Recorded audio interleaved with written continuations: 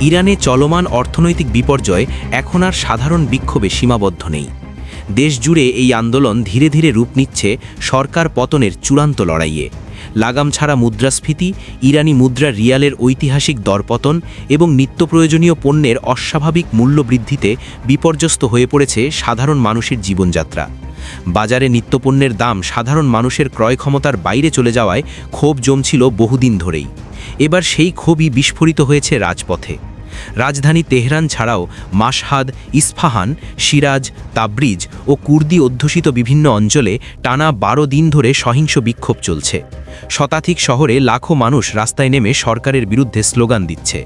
আন্দোলনকারীদের ভাষায় এটা আর শুধু অর্থনৈতিক প্রতিবাদ নয়, এটা স্বৈরাচাসনের বিরুদ্ধে শেষ লড়াই। পরিস্থিতি নিয়ন্ত্রণের বাইরে চলে যাওয়ায় ইরান সরকার দেশজুড়ে কার্যত ইন্টারনেট ব্ল্যাকআউট জারি করেছে। আন্তর্জাতিক ইন্টারনেট পর্যবেক্ষণ সংস্থা নেট ব্লকস নিশ্চিত করেছে, চলমান বিক্ষোভ দমনের অংশ হিসেবে সরকার ধারাবাহিকভাবে ডিজিটাল সেন্সরশিপ জোরদার করছে। মোবাইল ডেটা, সামাজিক যোগাযোগ মাধ্যম ও ব্রডব্যান্ড সংযোগ মারাত্মকভাবে ব্যাহত দিয়েছে, এমন এক সময় যখন জনসাধারণের জন্য যোগাযোগ সবচেয়ে বেশি প্রয়োজন। নেট ব্লকসের মতে, বিক্ষোভ চলাকালে তথ্য আদান প্রদান বন্ধ করে মত প্রকাশের অধিকার সীমিত করতেই এই পদক্ষেপ নেওয়া হয়েছে। তবে ইন্টারনেট বিচ্ছিন্ন করেও থামানো যায়নি জনতার ক্ষোভ, বরং যোগাযোগ বন্ধ হওয়ায় অনেক জায়গায় পরিস্থিতি আরও সহিংস আকার ধারণ করেছে।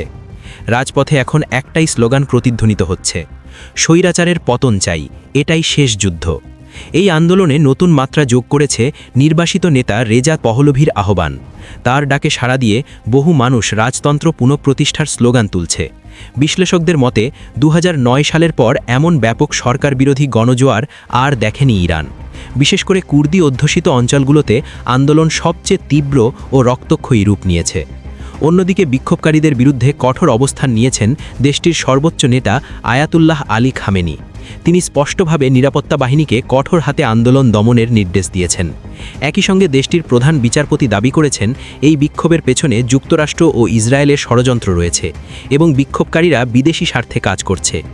চলমান সংঘাতে এখন পর্যন্ত আইন শৃঙ্খলা বাহিনী সহ অন্তত ৩০ জনের বেশি নিহত হয়েছেন বলে বিভিন্ন সূত্রে জানা গেছে। আহত হয়েছেন শত শত মানুষ। মানবাধিকার সংগঠনগুলোর অভিযোগ, নিরাপত্তা বাহিনীর গুলিতে শিশুসহ বহু নিরীহ মানুষ প্রাণ হারিয়েছেন, যদিও সরকারিভাবে এসব অভিযোগ অস্বীকার করা হচ্ছে। পরিস্থিতি সামাল দিতে ইরানের প্রেসিডেন্ট মাসুদ পেজেশকিয়ান নিরাপত্তা বাহিনীকে সংযত থাকার আহ্বান জানিয়েছেন। বাস্তবে দমনপীড়ন আরও জোরদার হয়েছে বলে অভিযোগ উঠছে।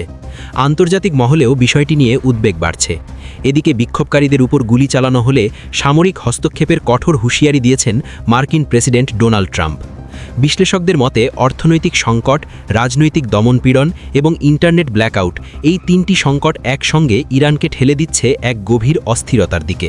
প্রশ্ন উঠছে, এই গণ আন্দোলন কি কেবল দমনপীড়নের মধ্যেই থেমে যাবে?